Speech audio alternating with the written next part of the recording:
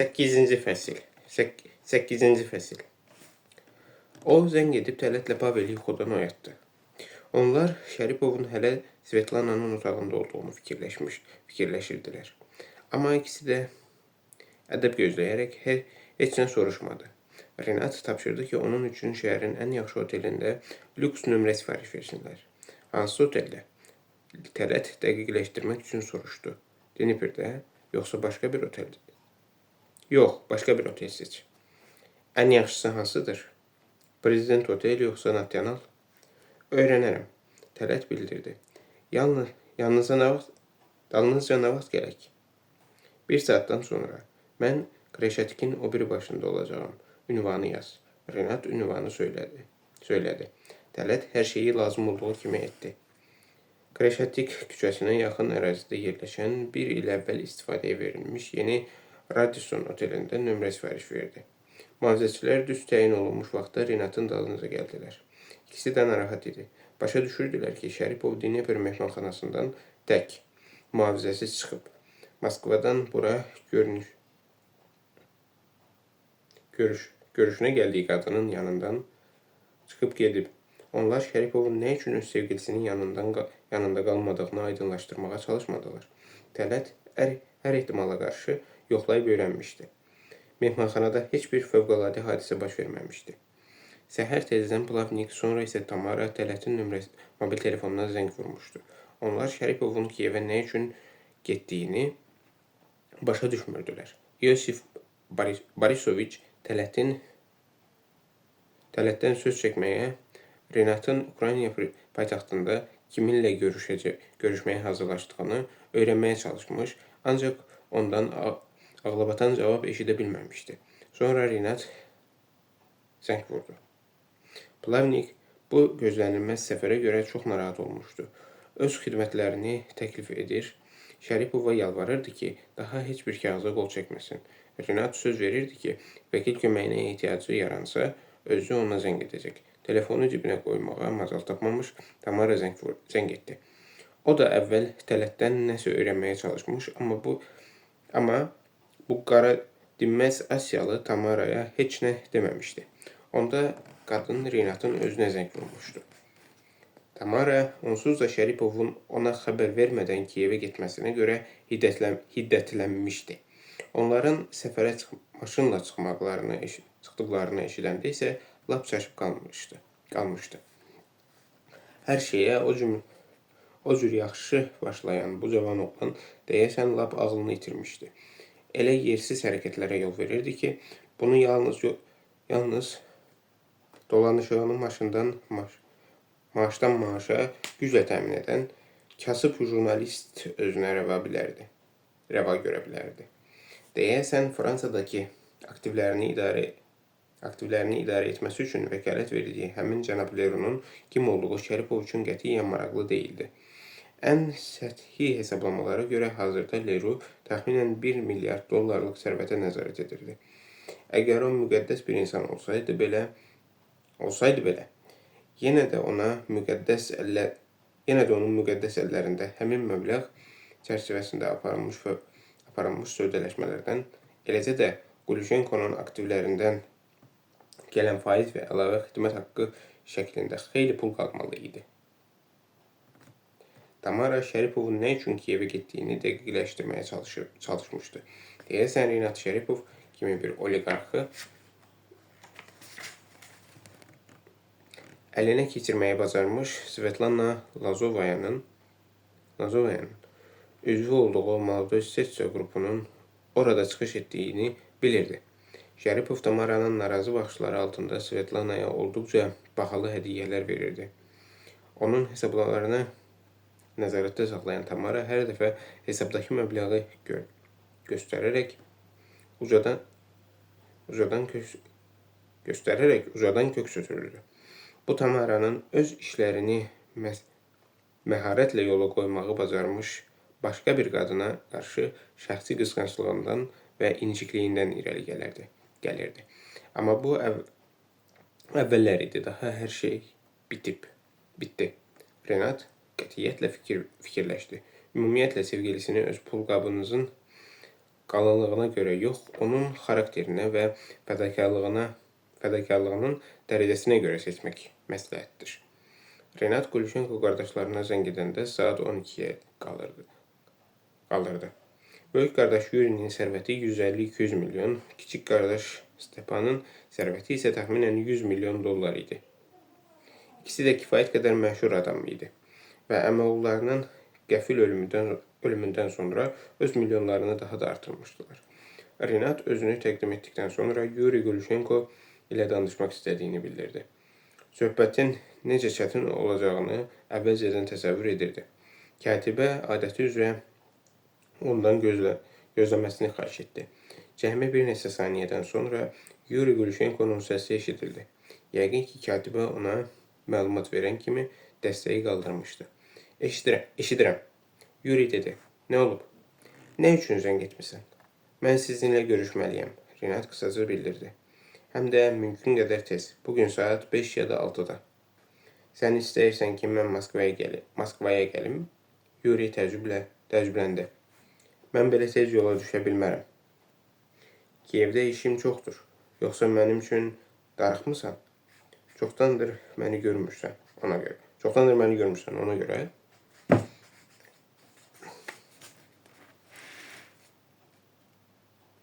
Əgər Dağ Məhəmmədin yanına gəlmirsə, Məhəmməd Dağın yanına gedir. Renat şən səslə qeyd etdi. Mən artıq Kiyevdəyəm. Necə yəni Kiyevdə? Yuri başa düşmədi. Nə vaxt gəlmirsən? Dünən. Amma bizə heç nə deməmisən. Yurinin bir qədər özünü itirdiyi aydın idi. Yox, o qorxmamışdı. Amma əmioğlusunun varisinin bu gözlənilməz gəlişi onu biraz ehtiyatlı olmağa vadar edirdi. Sən bura nə üçün gəlmirsən? O özünü saxlaya bilmədi. Sənə nə lazımdır? Yenə Lvovdakı Ukraynada şəhər. Nəqliyyat şirkətinin sənədlərini axtaracaqsan. Amma bu məsələ çoxdan bağlanıb. Eləmi? Renat qərar aldı ki, onu biraz da çaşdırsın. Amma mən daim həmin şirkət barədə fikirləşirəm. Orada hər şey qaydasındadır. Yuri əsəbi halda cavab verdi. Ümumiyyətlə, heç nəyi yoxlamaq lazım deyil. Onsuz da sənin pulun çoxdur. Qoymağa yer tapmırsan. Mən bura sizinlə görüşmək üçün gəlmişəm. Renat bildirdi. Sizinlə və qardaşınızla. Çox vacib bir məsələ haqda danışmalıyam. Siz bugün mənim yanıma gələ bilərsinizmi? Mən Radisson otelində qalıram. Çox yaxşı oteldir. Dayan görüm. Yuri onun sözünü kəsdi. Otel haqda sonra danışarsan. Qardaşımın məsələyə nə daxili var? Demək istəyirsən ki, onunla da danışmalısan?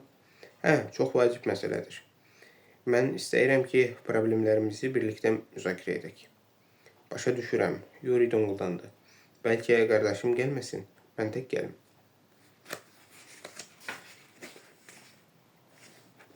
Qətiyyən olmaz. Renat qətiyyətlə cavab verdi. Mənə sizin ikiniz də lazımsınız. Amma sən nəzərə al ki, biz elə-belə gəlməyəcəyik. Yuri hər ehtimala qarşı xəbərdarlıq etdi.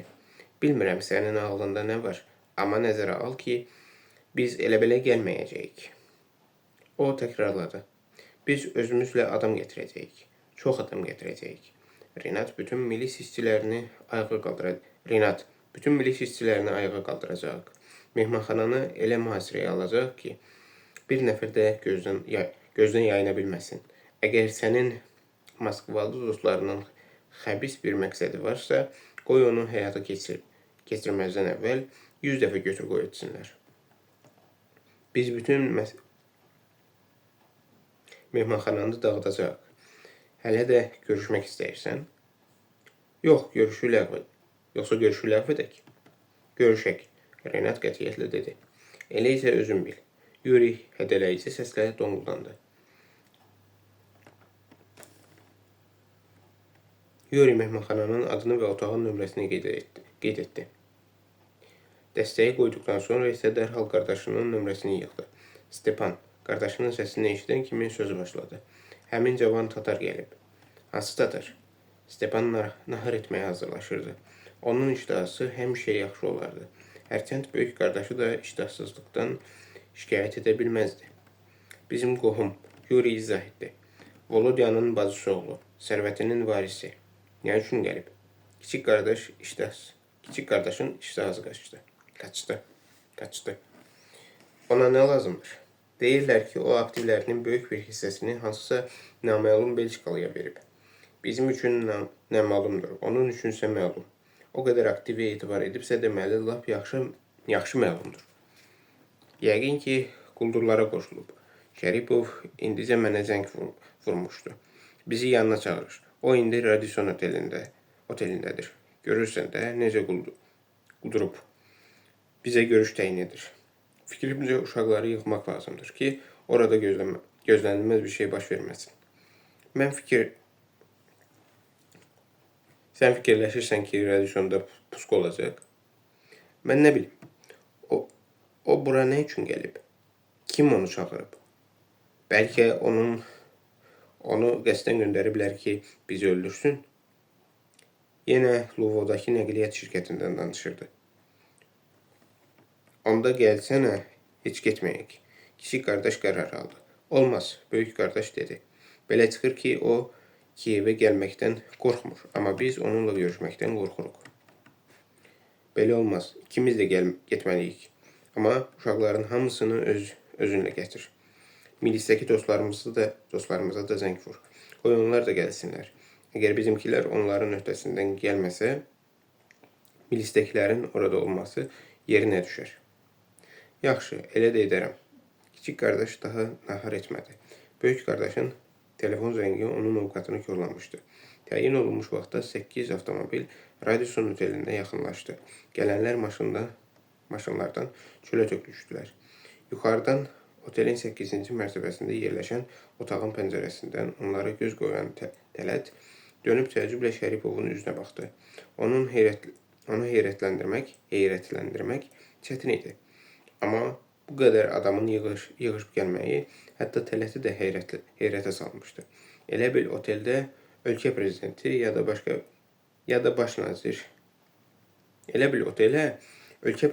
da baş nazir təşrif buyururdu. Gələnlərin çoxu avtomatla silahlanmışdı. Onlar hətta silahlarını gizlətməyi də lazım bilmirdilər. Sanki iki oliqarxın adi mühafizəçiləri yox, hüquq mühafizə orqanlarının əməkdaşları idilər. Tələt yenə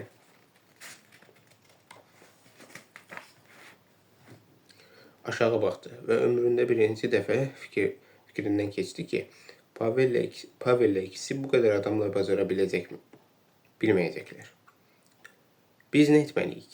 Tələt soruşdu. Görürsünüz nə qədərdirlər? Milisə zəng etmək lazımdır. Renat gülümsədi. Elə bu vaxt binaya bir neçə milis maşını yaxınlaşdı. Bu da yardımcı qoşun. Renat fikrə getdi. Onlar burada hər şeyi ələ alıblar. Heç nə etmək mümkün deyil.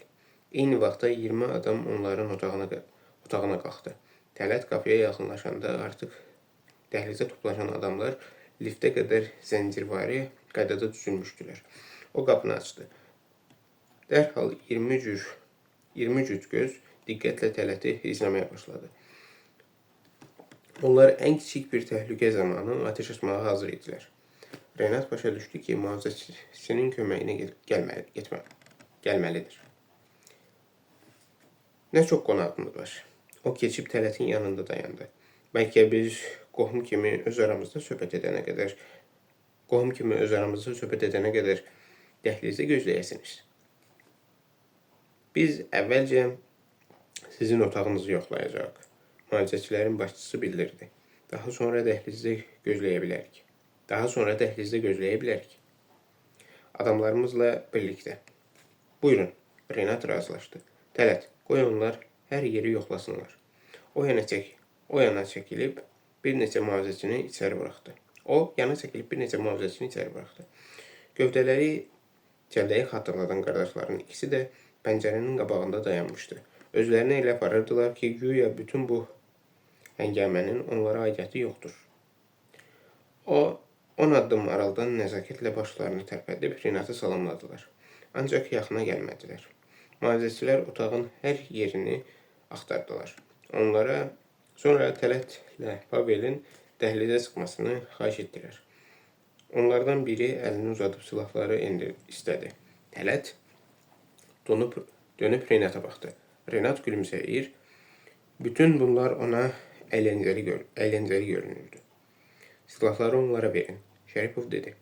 Heç nəyə görə narahat olmayın. Üzr istəyirəm. Tələt ömründə birinci dəfə tabi olduğu adama cavab qaytardı. Onlar 20 nəfərdir. Hamısı da silahlıdır. Biz isə 2 nəfər. 2 nəfərik. Əgər mən öz silahımı versəm, sizin təhlükəsizliyinizi təmin edə bilmərəm. Silahını ver. Renat başını tərpətdi. Onlar göründükləri qədər çox deyirlər. Tələt onun nə demək istədiyini başa düşməsə də, sual verməyi lazım bilmədi. Onsuz da çox söz demişdi. Bu səbəbdən tapancasını çıxartdı. Paveldən də silahını alıb hər ikisini təhvil verdi. Sonra bir addım kənara çəkildi. Onları yoxlayan mühafizəçi silahları yoldaşlarından birinə verdi. Sonra yaxınlaşıb cəld hərəkətlə Tələtlə Pavelin üstünü axtardı. Daha sonra Renata yaxınlaşdı. Mən sizi yoxlamalıyam. O üzr istəmədi. Amma bu təsdiq yox, sual idi. Renat əllərini yuxarı qaldırıb gülümsədi. Yoxlayın. Həmin adam Renatdan birbaş hündür idi. O, çevik hərəkətlə əllərini Şəripovun bədənində gəzdirdi. Sonra üzünü qardaşlara çevirib məlumat verdi. Burada hər şey təmizdir. İçəri keçə bilərsiniz.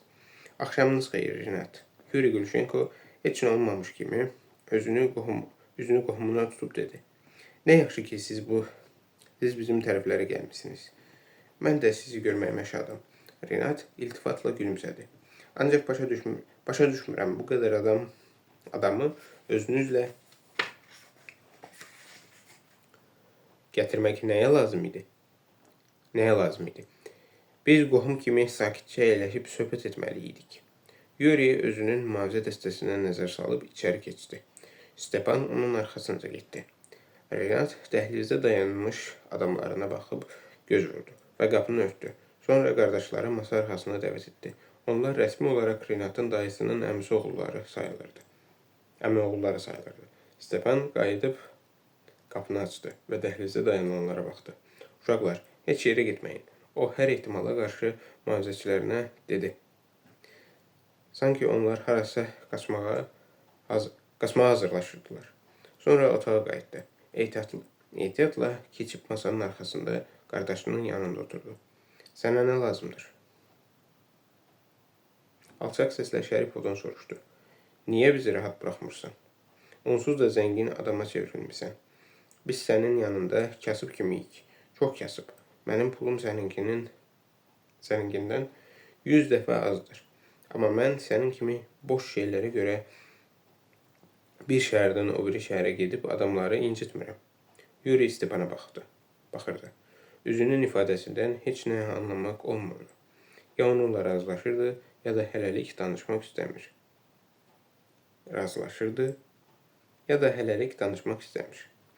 Kiyevə gələn varisin nə vaxt sözü başlayacağını gözləyirdi. Danışmaq istəmir. Kiyevə gələn varisin nə vaxt sözü başlayacağını gözləyirdi. Mən öz qohumlarımı görmək üçün gəlmişəm. Üzündə axmaq bir təbəssüm olan Şəripov bildirdi. Bəlkə də sizinlə məsləhətləşmək üçün. Ondan məsləhətləş, sonra isə çıx get buradan. Həm də mümkün qədər tez. Stepan öz biznesin. Tez. Sənin öz biznesin var. Bizim öz biznesimiz. Səninlə görüşdüyümüzü bilsələr, bizim üçün yaxşı olmayacaq. Ortaya böyük problemlər çıxacaq. Elə biləcəklər ki, biz səninlə birlikdə əmioğlumuzu o dünyaya göndərmişik. Pullarını ələ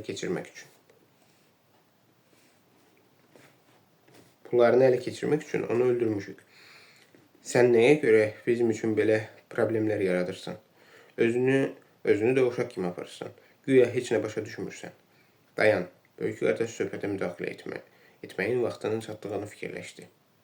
Stepanın sözünü kəsdi. Vəziyyəti biraz da gərginləşdirmə. Gəl, sakit danışaq. Bizim əminəvəsi iş üçün gəlib. Özü də 2 nəfər silahlı atıcı özü ilə də 2 nəfər silahlı atıcı getirib. Mən bilmək istəyirəm ki, o niyə bura gəlib və özü ilə həmin adamları niyə gətirib? Yoxsa onlarsız gələ bilməzdi? Onlar adi mühafizəçilərdir. Renat gülümsədi. Qorxulu deyirlər. Sizin oğlanlara nə edə bilərlər? Əgər onlar elə 2 nəfərdirsə, başqa məsələ. Yuri əllərini yana açdı. Amma nə bilmək olar? Bəlkə də sən hardasa kolların arasında bir dəstə adam gizlətmirsən, ya da bütöv bir batalyon. Sənin pulun çoxdur. Özünlə bir diviziya da gətirə bilərsən. Hətta nüvə bombası olan aviasiya da ala bilərsən. Biz səninlə ayaqlaşa bilmərik. Amma mənə diviziya lazım deyil. Renat təəssüflə bildirdi. Mənim əzizlərim, yaman ağır həyatınız var. Bu qədər pula sahib olmaq nəyə lazımdır ki? Hər şeydən belə qorxasınız. Hətta Moskvada yaşayan uzaq qohumunuzdan da. Axı bu qədər pul nəyinizə lazımdır? Sən bizə ağıl öyrətmə. Yuri sərt səslə cavab verdi. Az qala atan yerindəyik. Amma sən burada bizə məsləhət verirsən. Biz pulu öz zəhmətimizlə qazanmışıq. Gecələr yatmayıb işlənmişik. Hər qəpiyə, hər rubla, hər qrivnaya qənaət edib yığmışıq. Sən isə hazırına gəlmisən. Volodya ölən kimi onun milyardlarına yiyələnmisən. Hələ indiyəcən heç nəyi rəsmiləşdirə bilməmisən. Deyirlər, hər şeyi hansısa Belçikalıya vermisən. Bizim adımıza keçsəydin daha yaxşı olardı. Biz heç olmasa sənə yad deyilik. Yaddırlar. Renat fikirləşdi. Onlar hələ də başa düşmürlər ki, Vladimir Arkadyeviçin doğma atasının yox, atalığının qardaş uşaqlarıdırlar. Düzdür, başqa adamın adına keçirmişəm. Çünki Vladimir Arkadyeviçin özü belə istəyib. Səndə onun vəsiyyətnaməsi var? Stepan kinayə ilə soruşdu. Yoxsa onu sənin Fransalı vəkillərin tapıb? Volodya güclü adam idi. Belə axmaq şeylər barədə fikirləşmirdi. Vladimir Arkadyeviç istəyirdi ki, siz özünüzü sakit aparasınız. Renat cavab verdi. Görüşə gələndə özünüzlə bu qədər keşik gətirib diqqət çəkməyəsiniz. Bunu da sənə o deyib, yoxsa öz vəsiyyətnaməsində yazıb. Stepan çımxırdı. Gəl ciddi danışaq. Sən bura nə üçün gəlmisən? Sənə nə lazımdır? Sizlə Vladimir Arkadyeviç haqda danışmaq istəyirdim. Renat izah etdi. İstəyirdim ki, sizdə heç bir yanlış fikir qalmasın. Bizim heç bir yanlış fikrimiz yoxdur. Yenə kiçik qardaş danışmağa başladı. Bir dayan, böyük qardaş onun sözünü kəsdi. Sən hansı yanlış fikirdən danışırsan? Vladimir Arkadyeviç tapşırdı sizə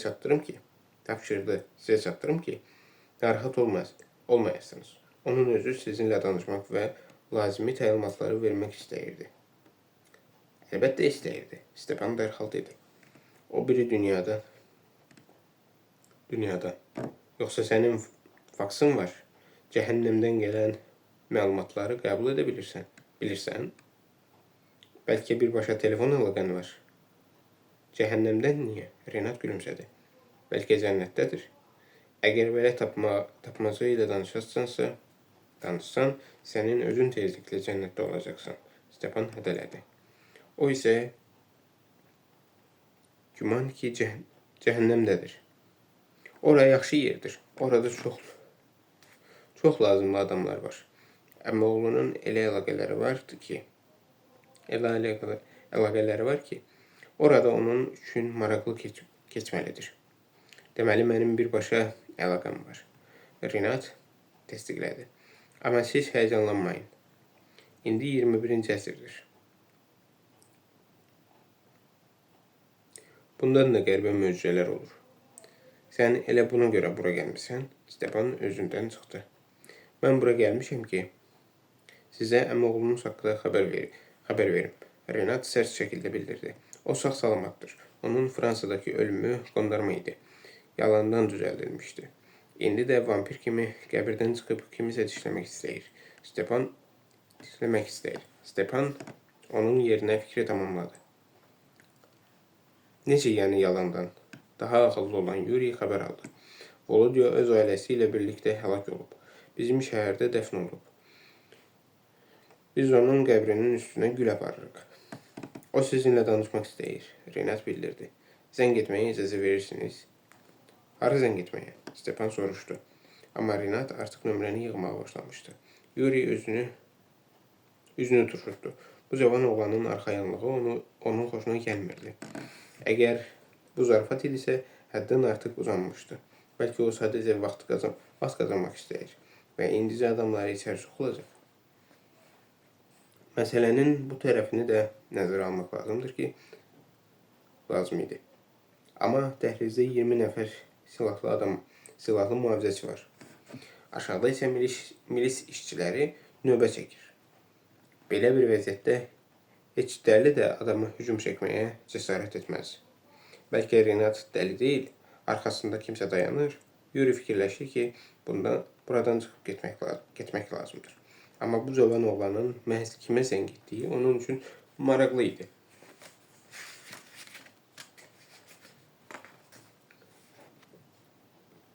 Renat nəhayət nömrəni yığıb qutardı. Salam, Renat telefonda tanış səs eşidib dedi. Gülşenko qardaşları mənim yanımda oturub. Sizin də dediyiniz kimi onlar mənə inanmırlar. Telefonu əvvəlcə hansına verim? Yaxşı uydurursan. Stepan başını tərpətdi. Sən kimlə danışırsan? Yuri soruşdu. Kimdir sənin ağam? Renat cavab vermək əvəzinə telefonu böyük qardaşı uzatdı. Salam Yuri. Böyük qardaş səsi eşidən kimi heyrətlə Stepana baxdı. Yuri ölmüş qohumunun səsini tanımışdı. Düzdür, istənilən səsi təqlid etmək mümkündür. Amma bu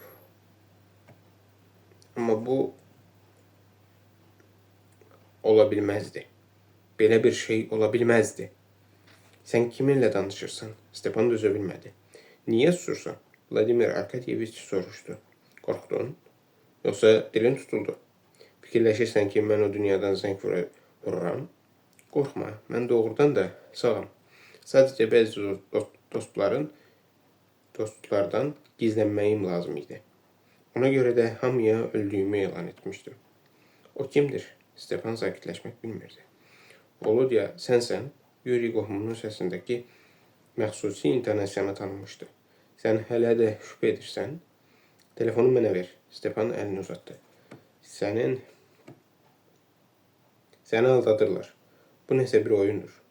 10 yaşın tamam olanda atan sənə nə bağışlamışdı? Yuri birdən soruşdu. Tez cavab ver. Biz hələ gülürdük də. Tez ol. Çötkə. Vladimir Arkadyeviç cavab verdi. Hesab çötkəsi. Elə bilmişdi ki, o mənim xoşuma gələcək. Stepan telefonu dartıb qardaşının əlindən aldı. Sən zarafatı burax. O acıqlı telefonu fısıldadı. Oyun çıxartmaq vaxtı deyil. Sən isə həmişəki kimi heç nəyə inanmırsan. Telefonda tanış səs eşidildi. Bu mənəm, Stepan. Yadındadırmı? Maşının burnunu sındırmışdın. Mən səni necə müdafiə etdim? Yadına sal. Onda mənə inanarsan. Ola bilməz. Stepan özünü itirdi. Bu mümkün deyil. O dönüb Renata baxdı. İstədiyiniz qədər danışın. Şərifov dedi. Sonra beynəlxalq danışıq pulunu sizdən tələb edəcəyim. Amma nəzərə alın ki, danışıqdan sonra öz ölüm eskadronunuzu müxtəlif ölkələrdə dövlət tərəfindən gizli şəkildə yaradılan və yaxud himayə edilən silahlı cəza bölmələri, ən fəal dövrləri ötən əsrin 60-80-ci illərinə təsadüf edir. Eskadronunuzu buradan çıxartmalı olacaqsınız. Məni isə buraxacaqsınız, gedim. Bircə biləydiniz, Gülşenko qardaşları məni necə təngə gətirib. Qardaşlar da, əmioğulları da. Stepan Yuriyə baxdı. Onlar bir-birlərini yaxşı tanıyırdı. O sağdır. Yuri demək olar ki, sevinirdi. Sağdır, Stepan təsdiqlədi. O bu möcüzəyə hələ də inana bilmirdi. 8-ci fəslin sonu.